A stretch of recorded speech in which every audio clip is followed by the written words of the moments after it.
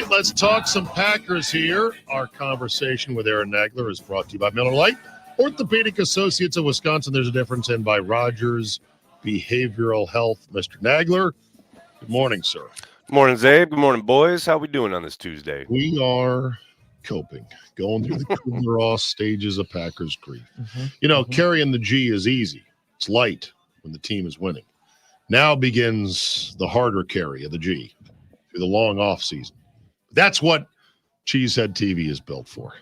Put that G on your back. Carry it, baby. Carry it like a Sherpa. I contend it's a lot easier in the offseason because I don't have like ulcers leading up to the game worrying about stuff. It's like I got a long time until there's a play on the field that I got to worry about. Right, exactly. And you're also clean shaven, which is a new look. Playoff beard is gone. How do you feel about it? I feel great about it. My girlfriend's a little disappointed. She likes me with the whiskers, but I feel light as a feather. It feels good to feel the wind on my face again. Good. I gather, and this is our first time talking, I gather that you are similar to me and Butchie and maybe Josh about the catastrophe that loss was, that they had it and they lost it, and that it is not easily waved off with the future is bright. Is that a fair summation of your opinion? I think you can be feeling both of those things at the same time. I certainly am disappointed, and it was certainly crushing in the moment, mostly because they had the game. I mean, they played a really good game against a really tough opponent. And for the most part, and Matt said it yesterday in his season-ending press conference, I thought they outplayed the 49ers for much of that game. But that doesn't get you a W. Executing, not making mistakes, making sure you don't regress in areas that have haunted you throughout the season. That's what gets you the W.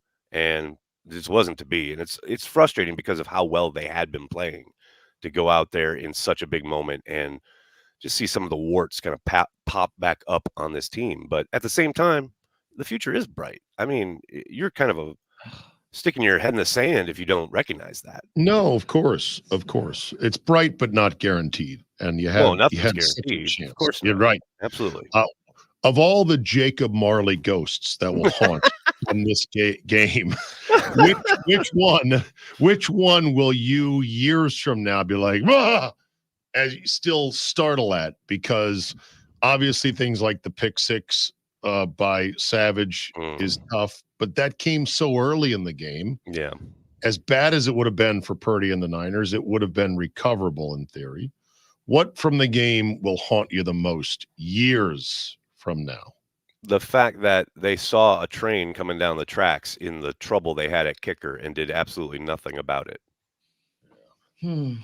I mean, this is not to, I understand the reasoning behind sticking with the young guy, and I understand their philosophy of draft and develop. But man, it was so blazingly obvious this kid was going to cost him in a big moment. Everybody saw it coming, and they did. It was so obvious the basketball guys saw it. I mean, I rest my case. It's just okay. So the chances are too precious to just kind of throw away like that. All right. I've had people ask me, well, why didn't they bring somebody in? And my answer, imperfect as the answer is that, well, sometimes teams don't like admitting they were wrong. Yeah. I don't have any other good answer.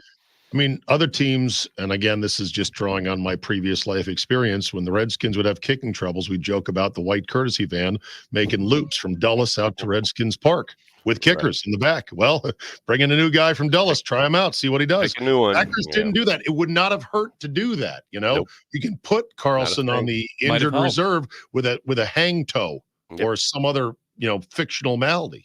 Yep. Maybe it lights a fire. We've done that before. We've brought in a younger guy. It lights a fire under the current guy. What kills me is like they're rotating at right guard.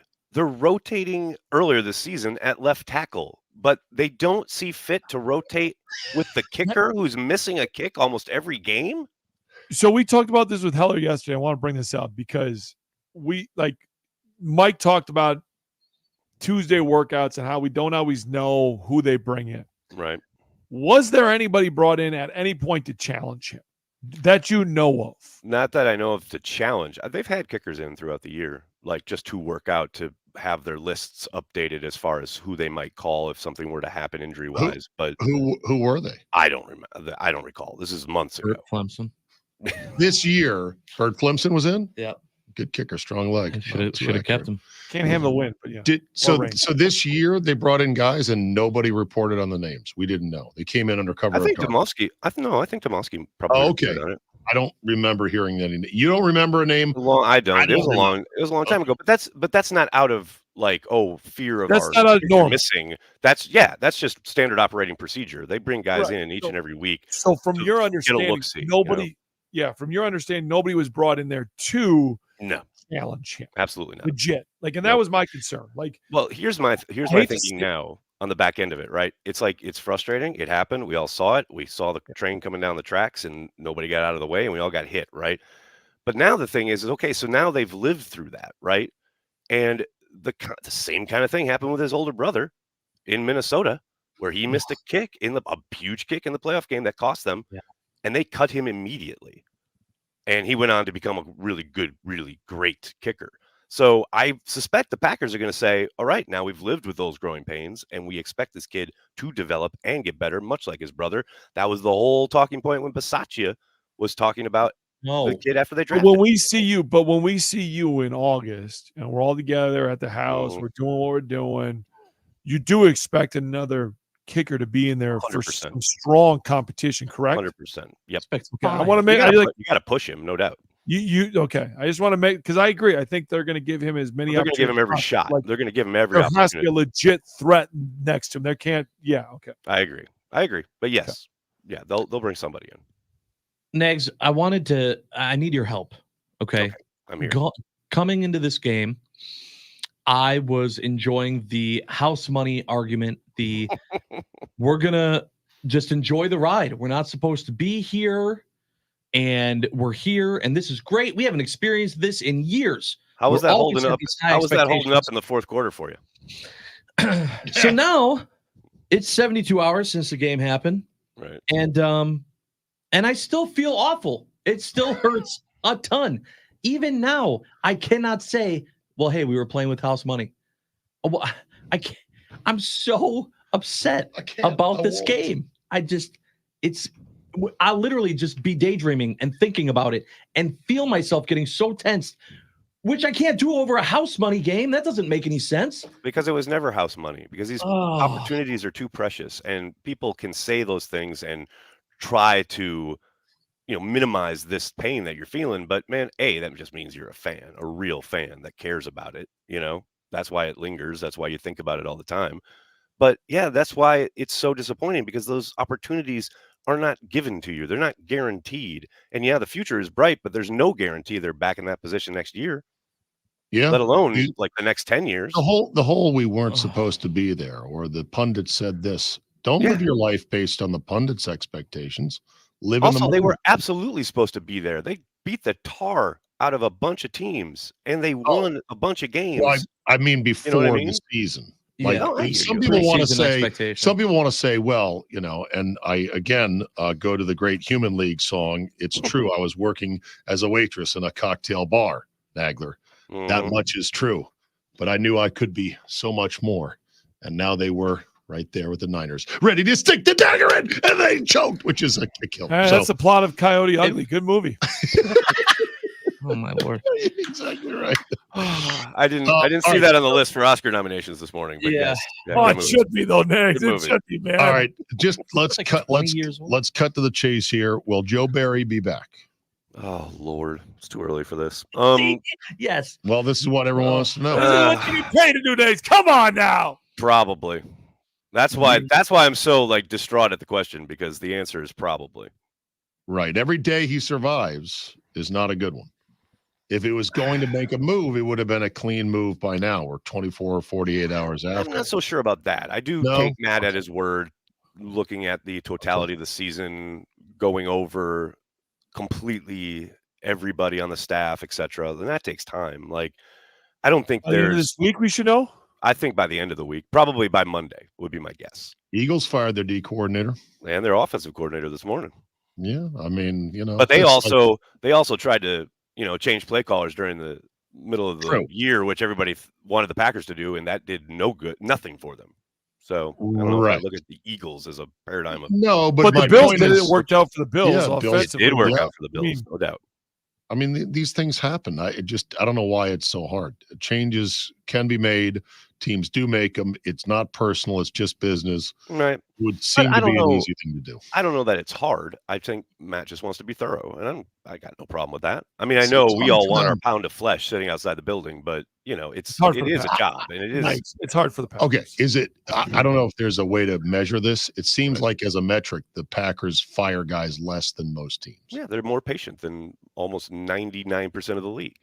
And Again, that's how they many operate. times- right. Many times that's a virtue. Sometimes, though, it's their Achilles heel. Sometimes Yeah. with Amari Rodgers, it certainly was, no doubt. Right. Oh. And with special teams Bo coach. Drayton, it's Oh, certainly Drayton, bless his heart. Yep. Yeah. All right. The next thing was okay, so that's a big one. And then the other big question was Carlson. You advocate moving on from him, right? no. Oh, you don't? No. Like now, if you want to be the Vikings, who have won 0 championships in their history, yeah, you should operate like that. But no, the Packers have now lived through that pain. Like, let's get the But we roses at gave the end of his those brother a thorns. full year. They gave their guy, the older brother, 2 games. 2 games.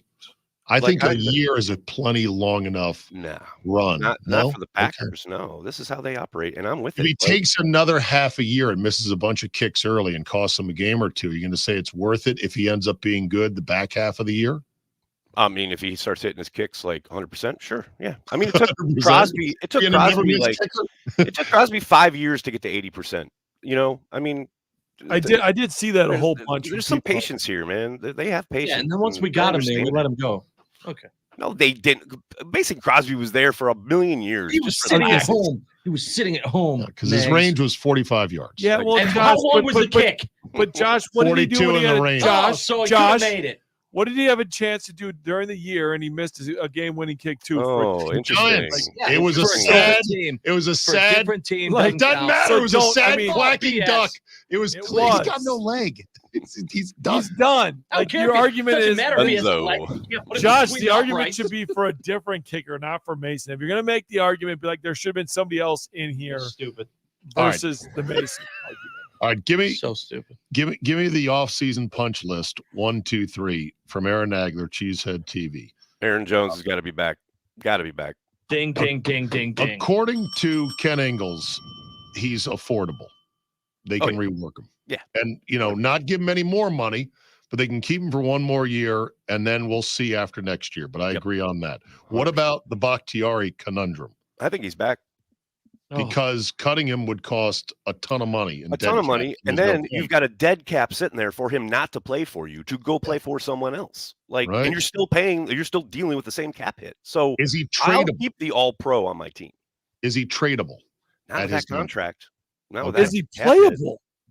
Well, that's what we're That's going to another find good out. question. I mean, That's that's the what question. clouds That's- everything. So we're gonna. That's the question. If he can play, then you might have a hard decision. But if he can't play and he's not reliable, you don't have a decision. That's a very, very valuable roster spot then. Okay, It we're is. gonna ride Bakhtiari to 0 as a stock, one way or the other. We're gonna run him out to the end. Okay, I like fine. It is what it is. Safety is a huge need in the draft. Probably the biggest need, most likely. Safety, tackle, and edge rusher. How about that for a 1, 2, 3? I don't know, man. What about linebacker? I think You inside line backer, up- inside backer in a Inside corner, linebacker. probably. Yeah. Honestly, it's safe for me. It's safety and nickel. I mean, in a league where you're playing that slot guy 75% of the time, you got to be better than Nixon. I love Okay. Nixon as a returner. He is not a starter on defense. They have to Right. get better Mm. there. Right. Okay. What else on the punch list? Another I back. mean, Another running back. is dynamic behind Yeah, Jones. yeah. The problem is they say it's a really weak running back draft. yeah, but the Packers have lots of picks. Well, that's Do you true. bring back AJ Dillon if the price tag is correct?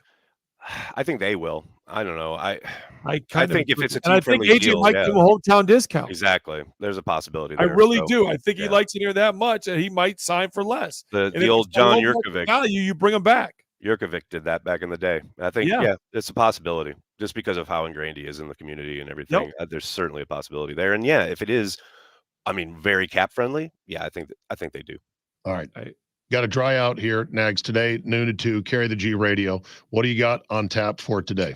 Me and Billy going to go over some of the heartache, but mostly the love and roses and the wonderfulness that was the 2023 Packers season, and look ahead to the offseason. And Billy and I, we love talking draft, so we'll talk some draft stuff. There you go. All right, very good. Thank you, Nags. Thanks, gentlemen. Been a great year.